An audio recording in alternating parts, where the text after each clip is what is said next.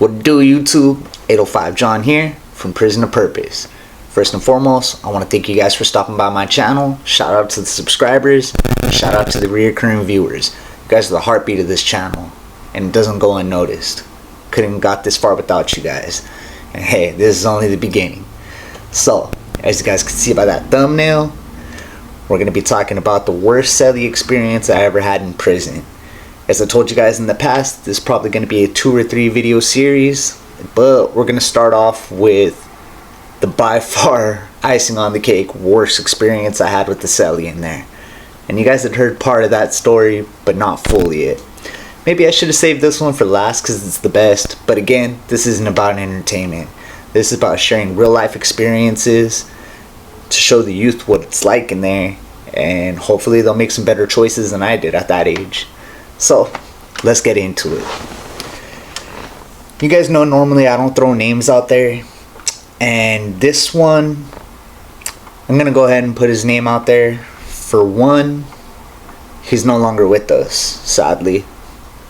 And you know, we had our differences, but rest in peace, boy. I didn't wish that on him. And that was part of what made the experience so rough. And two, I don't think he was really from where he said he was from. I think just people that were there knew he grew up there, and he kind of wasn't all there, so, you know, they let him think he was from there. So, the worst Celly experience I ever had in prison, I just got out the hole. I got kicked out of one block, which is the orientation block. I hit C4. Boom. I'm on C Yard Ironwood. I landed in, I believe it was 119. Yeah, 119. And I landed in there with the homie boy from Maravilla in East LA. So, I pull up in there, we exchange paperwork, shake hands, talk, you know, start chopping it up. Right off the top, I could tell he's not really all there.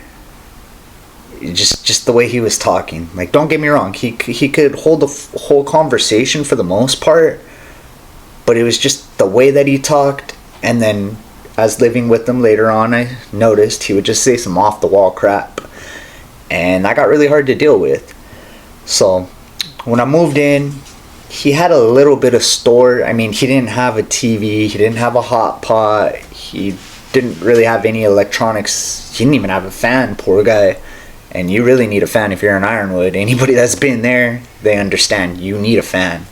But he had a little bit of store as far as like some chips and soups. Not much, but I guess the homies from Maravilla on that yard would get a little bit of store together for him and shoot it to him. So he had a little bit of store at this point. But I guess once I moved in there with him, they thought I was just going to carry him the whole way, and they didn't really send any of those packages no more. But we'll get into a part of the story where they did send him something and I had to shut it down real quick. So, off the top, he was older. Oh, and one of the very first things he tells me is he has cancer, and I believe he was on stage 3 cancer already. He had lung cancer, and that he was slowly passing, and he had 9 more years to do. He didn't think he was going to make it. So, him being older than me, again, you guys got to remember, I'm like 20, 21 at this time. Him being older than me, and then the fact that he's passing and he has more time to do than me, I'm giving him the bottom bunk. Even though I have a TV and he don't, like, whatever. He's got that coming. He's probably going to die in here. So, I set up my TV, get all my stuff, tell him straight up, you know, whatever's in my box is yours. You don't got to ask. Whatever I got, you got. Half, you know? Excuse me. You got that coming. So, whatever, he burns through his store. And that was one thing about that cat. Usually when you have an open box relationship with your Celly, you know, they do it in a respectful manner. This guy just, like, gutted everything he had and then would just, like, go through mine like crazy. And, I mean, I had okay money, but I didn't have money like that to be freaking eating a spread every single day for the both of us and carrying both of us. But whatever, like, I wasn't gonna tell him, nah, he can't have none. I don't get down like that. If I live with you, you got half of whatever I got coming. So it was really hard to talk to him and have a conversation because, like I said, he would say some off the wall stuff. Like, I mean, anytime we're watching TV, this guy knew everybody on TV. It was either his cousin's neighbor or his baby's mom's primo, or just, I'm telling you, he knew everybody on TV. He knew, whether it was a TV anchor host, a news anchor host, I'm sorry, or just like on the random PBS channels. Like, I'm telling you, he knew everybody, allegedly. And that was some of the off the wall stuff he would tell me, and I would just, oh, okay, yeah. And then he was, I hate talking down on the guy, especially because he's not here with us, but I need to paint a picture of what it's like to live in a cell with somebody, especially what it could really be like, and really uncomfortable for these youngsters that are watching these videos. This guy was really, really dirty, and it was hard to talk to him about it because he would get so pressed. And then, like, if we'd get into any kind of like animosity, like talking, just right away be like, oh, you want to pick on a crippled? I'm dying, yes, yeah, I'm dying. You want to pick on a crippled? Like, that was his thing. Be like, dude, shut up. The neighbors are going to hear us. And in our events, we had some Crips. Like, I don't want them hearing us argue and then them thinking I'm trying to take advantage of a crippled dude. Like, he's not even crippled, but you know what I mean? Like, come on, they're listening to everything. And it would just get awkward like that. I mean, I really had to check them a couple times. Like I said, our neighbors, there are Africanos next door, and like, all right, so say they pop us out for chow, get ready for chow. They crack the doors. You don't just walk straight out. You kind of got to stand in front of your door with your neighbors till everybody's out, and then the cop will tell you to go ahead and walk. So when you're standing right there, it's courtesy to shake your neighbor's hands. I mean, you're gonna go eat, so what's the first thing you do when you walk out to go to chow? Especially if you're gonna shake somebody's hand. I mean, yeah, I didn't like to do the whole handshake. I'll do the knuckles because I don't know where your hand's been, but whatever. Like, I'm expecting you to wash your hands. That's where I'm going with it. You wash your hands before you go to chow, right?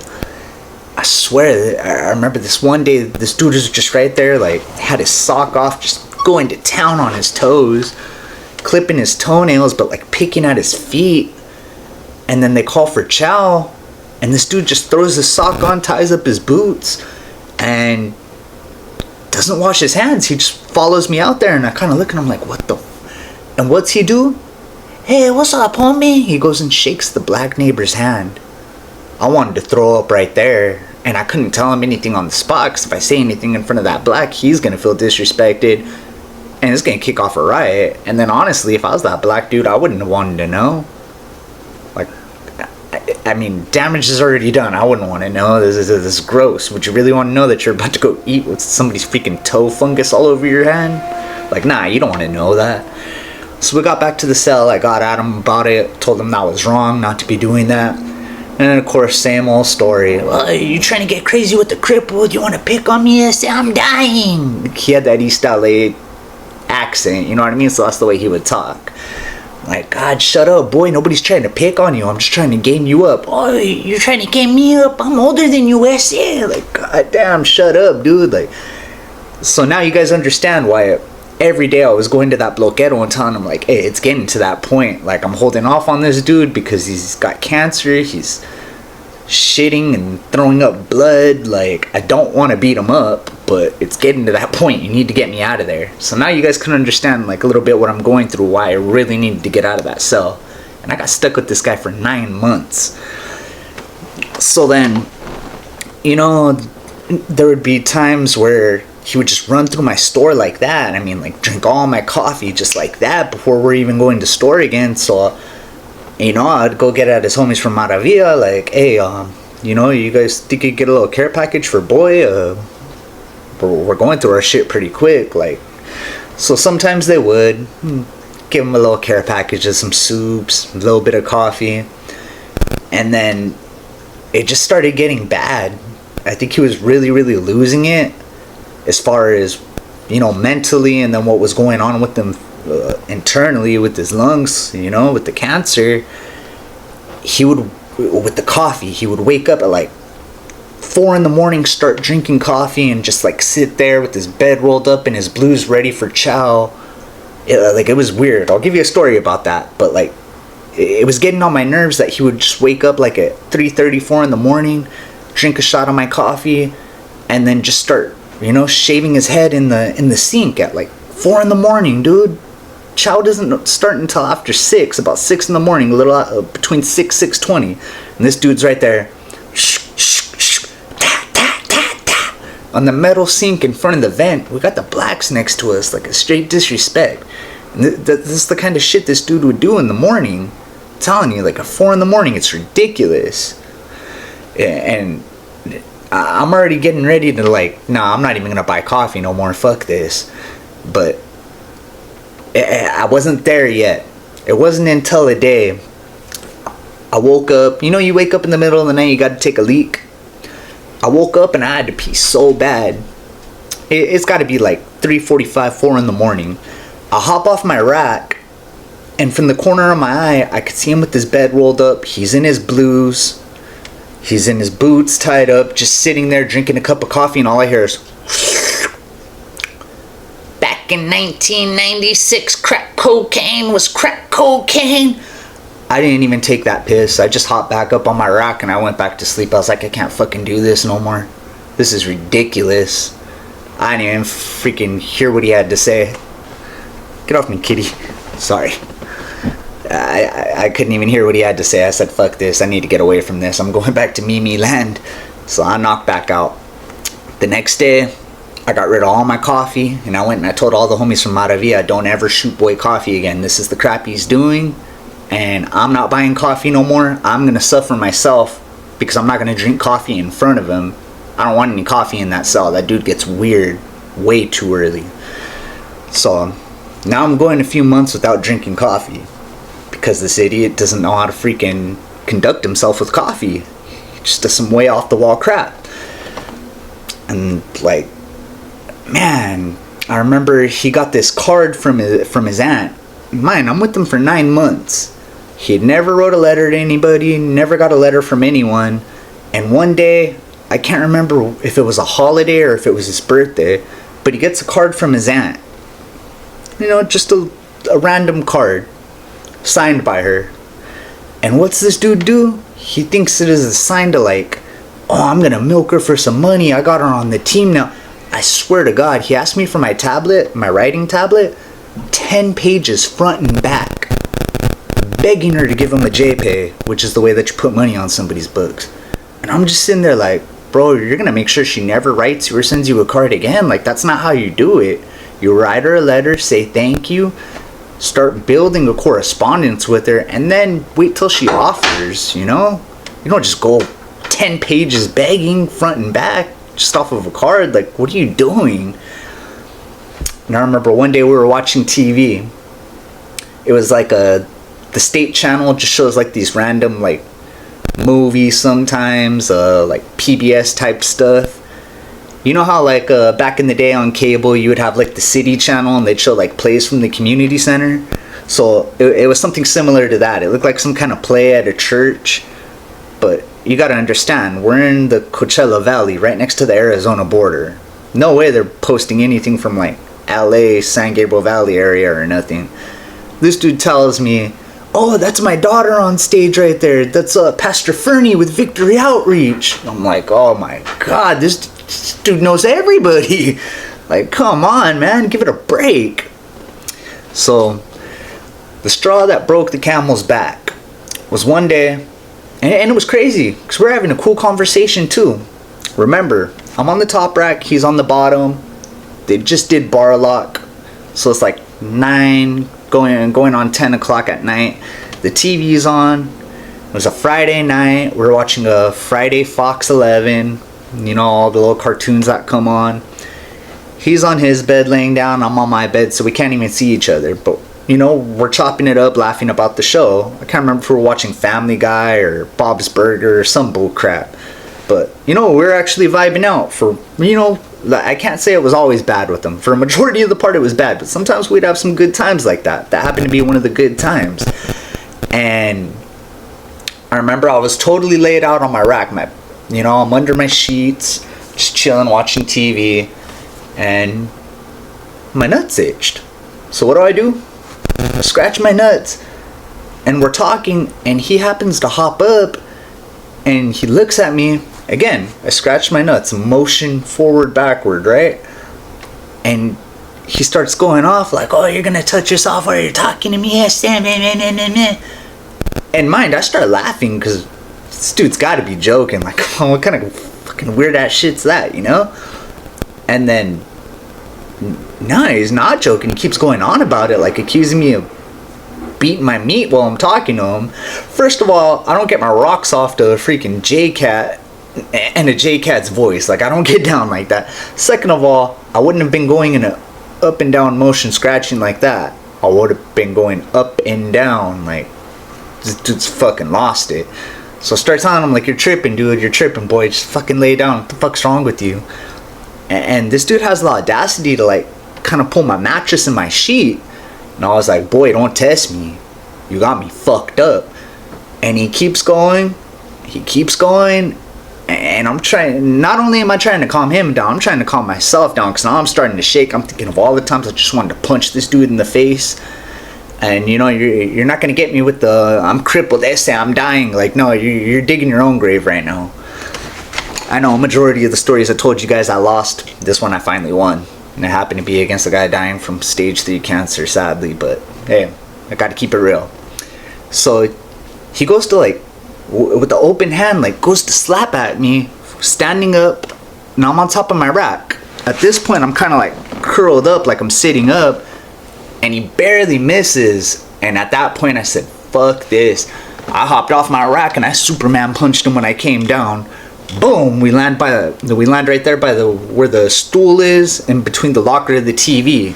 Like, I mean, I straight punched him when I came down. We land right there, and I just start bombing on him. Bing, bing, bing, bing, bing, bing, bing, bing. He didn't even try to swing back. He just balls up. And I'm bombing on him until I finally gas out. Like, I took out all my 9 months of anger on him. I couldn't hold back at that point. Especially for the audacity to, like, say some gay-ass crap like that. Like, I mean, this dude could have went and brought that to the yard, and if anybody would have believed it, I would have got whacked, because this dude's not all there. Like, fuck that. You're putting my life in danger just catting out.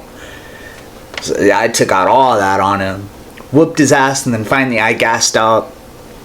I'm like, "You done? You want some more? You want some more?" He's like, "You proud of yourself, is you?" I'm bleeding from his nose and shit.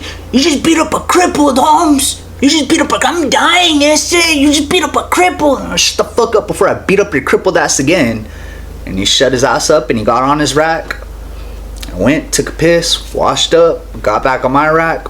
I was petty. I got my TV and I put it up on the top locker, went to bed, and the next day we came out. He looked all beat up.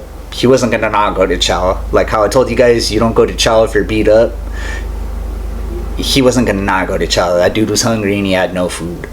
So that's when I got at the bloquero and I told him, you know, like, if I've been telling you for 9 months, it's getting to that point. I couldn't hold back no more and I had to do what I had to do. And if you guys want to know what happened after that, go back to my older videos. The bloquero who blocked my move ends up getting blasted. And you guys will see what happened after that. Those were the repercussions of me beating him up. So I end up getting my move. Again, in the video, the best Celly I ever had, you guys know I landed with my good Celly after that. And you know what the crazy part is? I got stuck with him for 9 freaking months, and then after I moved out, he wasn't even there a month. They ended up transferring him to a freaking medical facility. I don't know if he went to like Vacaville or what, but he ended up going to a medical facility not even a month after I moved out of that cell. I was like, God, my luck, man. It could really be like that. And then, you know, a few months later down the line, we ended up getting word from his homeboys from Maravilla that he actually ended up passing, succumbing to the cancer. And I believe it, because there was a few times when he was in that cell and like he would just be crapping out, throwing up blood everywhere, and I would have to, like, I would beg him, like, dude, you need to go see medical, like, go man down. He wouldn't want to do it. So when I would go out to yard, I would get at his homies and they would talk to him, and then he would go see medical. They'd send him to the hospital for like a night or two. Those are my getaways, for a night or two to be away from him. But, you know, like, all in all, it was a really, really horrible experience. The dude was hard to live with, but at the end of the day, I wouldn't have wished that on anybody. That was a messed up way to go out. Knowing you're gonna pass away in there and never go home. And then just the way it deteriorated his mind, deteriorated his body. It was a messed up way to go. And that's a real reality. It's not the only person I've seen get diagnosed with cancer while being in there. And these are just the things that could happen to you when you end up in prison. So, you know, like I always say, you don't want to be stuck in these predicaments. You never know who your Celly's gonna be. You can end up a boy from Maravilla and have a J-Cat for a Celly. Or you can end up with that Jaime Osuna from Barrio Bakers and never come home, end up getting killed in your sleep over nothing. You don't know who you're living with. It's not the life you want to live. Please pay attention to these experiences and make better choices than I did. Because I tell you what, I regret every day that I spent in those damn cells. That's time I'll never get back in my life. But hey, we're all going to make our own decisions, and I just pray you guys make better decisions than I made. So, going a little off topic, there was another homie I had met. He ended up getting diagnosed with terminal cancer in there when he was 6 months to the house. He was only doing like a little 2 years with half, doing a year, been down 6 months. He was going home in 6 months. Just went on a random medical checkup and they caught him with terminal cancer and he passed away in there. It's like you don't know what's going to happen. You're not promised to go home. You guys have heard the stories. You could go in there for 6 months and end up catching life. You could go in there for 3 years and end up getting killed. And it doesn't even have to be violence. It could be something natural like terminal cancer. It's just you don't want to waste your time in there. It's time you'll never get back. So please go ahead and like, subscribe to my channel, like this video, comment on this video, and if you know anybody that you feel could get something out of this, please hit that arrow and share it with them. Probably record another video after this for tomorrow, so if you guys see me wearing the same thing, I'm not wearing the same thing 2 days in a row. I'm recording a little early, and if I can knock another video out, I'll knock another one out. So until next time, guys, it's 805 John from Prison to Purpose. Thank you for coming to my channel. You guys have a good and blessed night. Thank you.